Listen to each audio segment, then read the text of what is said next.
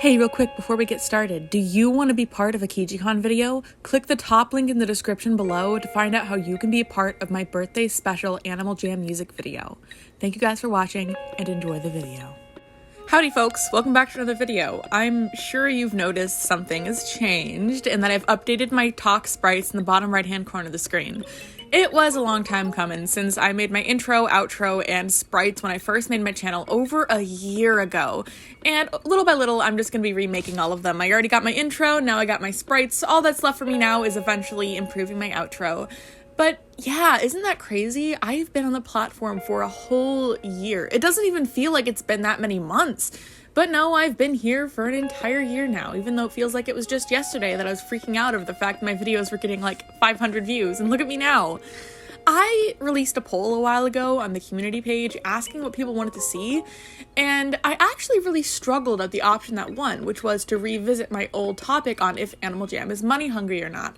I ended up doing the topic that didn't win first just because I was really struggling to format the video in a way that wasn't just essentially repeating everything that I said a year ago. I don't want to upload a video a year apart that's the exact same thing, just in a different time period. My opinions have changed on the topic, and while of course I could make a video where I restate everything I said before and just say how it changed, it would just feel identical to my first video. So I needed to sit down for a while and think as to how I was going to approach this topic, or if this was a topic that it could even have a video of its own at all. I ended up deciding to take this topic from an entirely different perspective than I originally intended. I mean, my decision as to whether or not Animal Jam is money hungry has changed because the direction that WildWorks is taking the game has changed itself. The game and all of its updates has changed drastically from the low effort seeming simply reskins and quick buck grabs have changed to be something that means more and actively listening to the community, which is something that I can't say that Animal Jam has been actively doing in a substantial way in years. Of course, Animal Jam has always been changing though, so I think it might be a good idea to instead make a video on how Animal Jam and its brand identity has changed since its launch and how thereby my opinion has changed as the time I've been playing the game. And what a better place to start than its initial release. Animal Jam Classic, or previously known as just Animal Jam, was released in 2010 as an educational game that was partnered between WildWorks and National Geographic. The game, while of course it did have its non-educational entertainment aspects such as trading, socializing, collecting, and non-educational minigames, the main focus of the game was to educate children on the world around them, environments, animals, and how to keep the environment safe.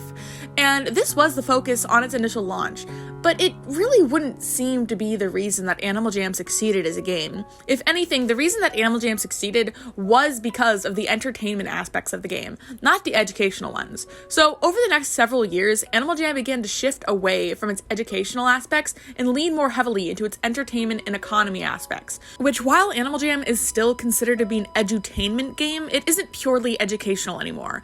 And we can all tell that their focus has shifted heavily from education, leaning more onto the entertainment aspect, which gave them so much more money.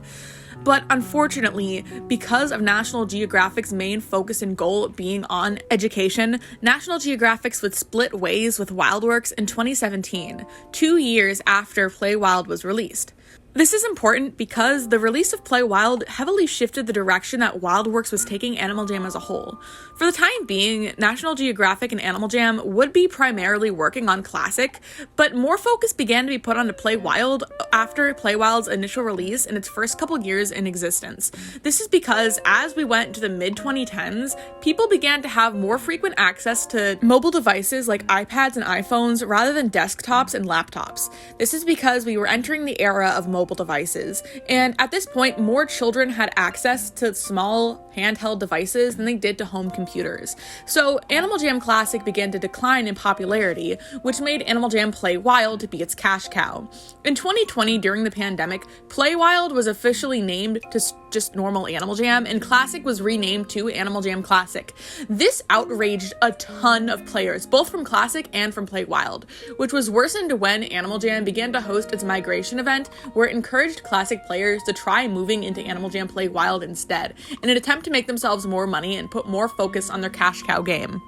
This would signify Animal Jam's second major shift, of course, from educational to entertainment, and now from desktop to mobile, and this was one of their most controversial changes, which would result in quite a few unfortunate things heading forward. At this point, it became very clear that Animal Jam's main focus, rather than educating others, was to make money in the best way they knew how. That was by appealing to children, and it makes sense. Unfortunately, Animal Jam was not released at the right time. Most wide-scale MMOs or multiplayer onlines for children were released in the early 2000s, rather than the late 2000s leading into the 2010s. But Animal Jam was late to the party, so the peak of the genre had already started to slow down, and so Animal Jam was not receiving the same amount of popularity like previous games were, such as Club Penguin. This meant that Animal Jam needed to catch up financially in some way or another, and in order to keep the game alive, they had to make some financial business decisions that proved to be very poor, such as the launch of Feral, which was eventually shut down in 2022, but while it was up, it was a financial disaster and showed Animal Jam's internal struggles with WildWorks. Many people seem to believe that Feral was shut down because of Animal Jam's NFT project, Cinder, but I do not believe this to be the case. Feral was released in early access pretty early on to attempt to receive more money in order to fund the game via its game passes, but it proved to be incredibly ineffective, and only after a few different cycles of game passes they began to reuse old content in order to get more money while putting out less. The game stagnated very quickly, and the player base sharply dropped off after its release, meaning that they didn't have enough funds to continue developing Feral. And I think that Feral's closure was a matter of time and would have happened either way, with or without the NFT craze of 2022. What I do think happened with Cinder, their NFT game, though, was that they were attempting to reuse old assets that they would have otherwise had to throw away and just declared to be an entire financial loss in order to attempt to regain back some of their finances. And it would have made sense considering the fact that NFTs were so big at the time, that is, if they were not once again late to the party. Their NFT game never really took off. People bought into it, but it never went anywhere, and they felt just as scammed as the players of Feral did. They never received anything that they were promised, and after not so long, WildWorks became entirely silent as for the Cinder fanbase over on the Discord server before selling Cinder and its assets to an entirely separate company. This is what a lot of people would regard to as the dark eras of Animal Jam, considering during this period, WildWorks had a clear focus on monetary gain in recovering the company. Financially speaking, WildWorks was failing, and I think that they very well could have gone bankrupt, and we could have seen the end of Animal Jam during this period of time. At this point, Animal Jam Classic was not being updated due to the death of Flash, making the game unupdatable without entirely reworking the script to be in a different coding language. And this was also the same period of time in which Animal Jam Play Wild was receiving incredibly lackluster updates, such as the Dog and Cats updates of 2021. And I absolutely do not think that it was a coincidence that two of Animal Jam's major backbones ended up leaving the company around the same time. That being Joshua Olmos, the main composer and sound designer of Animal Jam since the beginning of the game, and Taylor Ma, the lead story and concept artist for the game since the release of the game. They both left during the same year, and I do not think that this is a coincidence. There's no solid evidence as to why they left WildWorks, but I believe that it either may have been due to creative differences, a mass WildWorks layoff, or simply because they weren't being able to be paid as much as they were before due to WildWorks' financial failure. I think that the departure from the company by Joshua and Taylor was another massive reason as to why Animal Jam seems to have changed so heavily over the past several years. I've talked about this in a separate video, but Animal Jam's art style has heavily shifted over the last several years. Animal Jam's art style has been known for the longest time as being very shape-based and angular, but over time it seems that Animal Jam's style has shifted to be more rounded, bright, saturated, and kids-friendly, which definitely isn't an Animal Jam only problem, as we see most children-geared products becoming more rounded, fluffy, and friendly, such as Pokemon, who many Pokemon fans complain the designs have become too friendly and squishy in comparison to their more hostile and monster-esque original designs of the initial generations. You can see these design shifts in Animal Jam not just in the new animals that they're releasing, but in new assets and artwork of old animals, and putting them side by side, you can very clearly see the difference in art style. Not to say that the modern Animal Jam designer is bad by any means. In fact, I think that she is incredible, and her designs are some of the most creative ones that we've seen so far. I personally do not mind the design shift, but I know that there are many people out there who do. The same thing can be said about Animal Jam's music design, and I am definitely not musically educated enough to explain the differences between old Animal Jam music and new Animal Jam music, but it's definitely there. I'd say that new Animal Jam music is, doesn't have the same spirit that old Animal Jam music does. The old music definitely had its universal feel and used the same sort of instruments and feeling in most, if not all of their soundtrack, while a lot of Animal Jam's modern music feels almost corporate and kind of dead.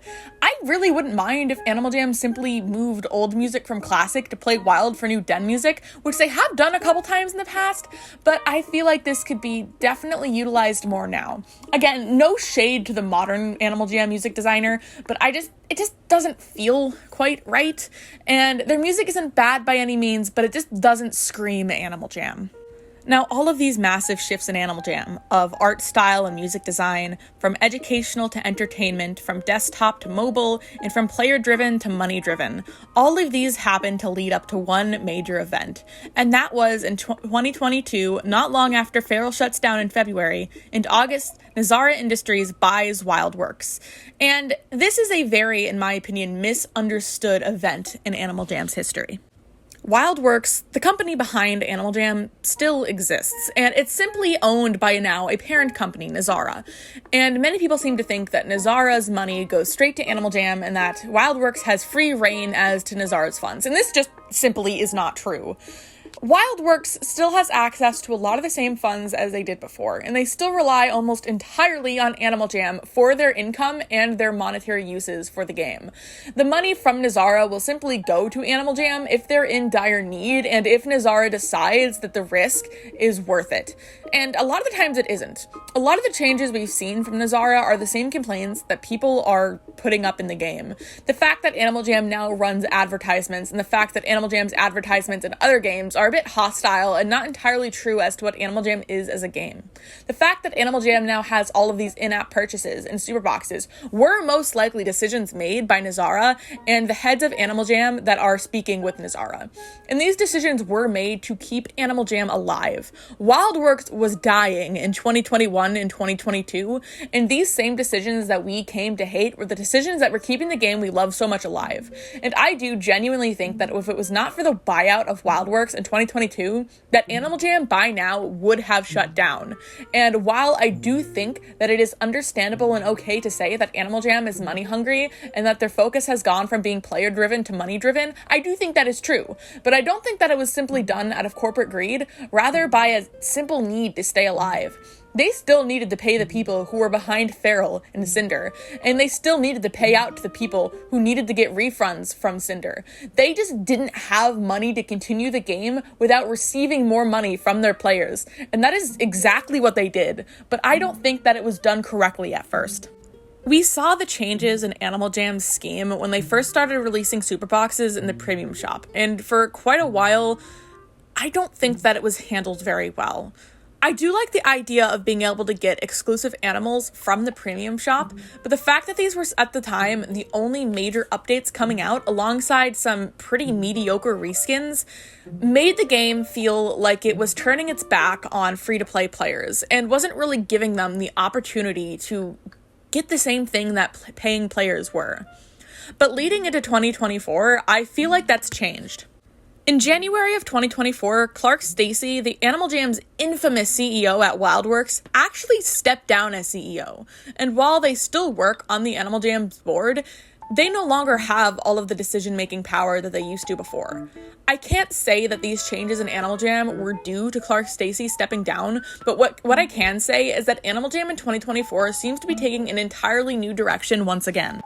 Animal Jam has fully embraced the entertainment side of the game, almost giving the educational aspects entirely a goodbye. They've started to release mythological animals in the game, and animals that just in general aren't real, such as phantoms and unicorns. And while these were things of 2023, leading into 2024, they've changed their payment scheme for the game as well. They're still releasing items in the premium shop and as super boxes, in fact, at a quicker rate than they ever have before, but the items that they're releasing to be purchased are items that you just don't need to feel included anymore. A lot of the events that they're putting into the game are events that all players can access, such as the October Lightside versus Darkside event, and the new events down at Crystallis with the opening of portals. And we know now, through beta testing from the Jam ambassadors, that Animal Jam is intending to have some pretty major updates in the future. Though of course, I have entire videos on this and the quality of life change that Animal Jam is making. But I think that now, instead of purely focusing on money, now that they have the money to run their game properly, they are using it wisely in order to increase Animal Jam's enjoyability in playing. And I think that this is an incredible thing. I'm not going to agonize over every single detail here because I do have 2 entire videos, one on Animal Jam's increasing customizability and 2 on Animal Jam's quality of life changes, which I will link in the description. But Animal Jam in 2024 is becoming a game like it never was. Some people think that this is a bad thing and that Animal Jam simply doesn't feel like Animal Jam anymore. The same way that many Minecraft players complain after every update that Minecraft simply doesn't feel vanilla anymore. And they're not entirely wrong. The reason it doesn't feel like Animal Jam did in the early 2010s, the mid 2010s, or even the early 2020s is because Animal Jam's design philosophy, brand identity, and general view for the future has shifted so heavily that it isn't even comparable to what Animal Jam was in 2012 alongside Nat Geo Wild. It is something that is so much different and so much more suited for the modern era. And there will always be people who complain, the same way that there are people who complain about Minecraft updates and how they don't feel vanilla, or people who complain about new Pokemon designs and how they feel softer and more kid-friendly than Pokemon designs of the past. The truth is that I don't think that Animal Jam is money hungry. Not anymore. Now that I've been given perspective as to why these changes are happening, and I've given myself the opportunity to look further into how badly Animal Jam was struggling in the early 2020s, I think that these changes, while monetary, are changes that needed to happen simply to keep Animal Jam alive. While WildWorks may be very close with their fans and engaged in community events in order to make you feel like WildWorks cares, at the end of the day, like any other company, WildWorks exists to make a profit. There are employees in the company that need to be paid, and without the money from the projects that WildWorks creates, Animal Jam wouldn't exist. That being said, thank you guys for watching, not just now, but thank you guys for being with me for an entire year. I'm so excited to have been KijiCon for a whole year, even if 4 of those months were spent on hiatus. This channel has done a lot to me, a lot good and a lot bad, but I think that overall, this channel has changed me as a person for the good. And here's to more years as being KijiCon. I hope that this video was a satisfactory close to the whole is Animal Jam money hungry debate and makes as a good conclusion to one of my larger videos for my first year being KijiCon. That being said, I hope you guys enjoyed the video, and if you want to show up in my birthday AJMV, check out the top link in the description. I love y'all, and I'll see y'all around.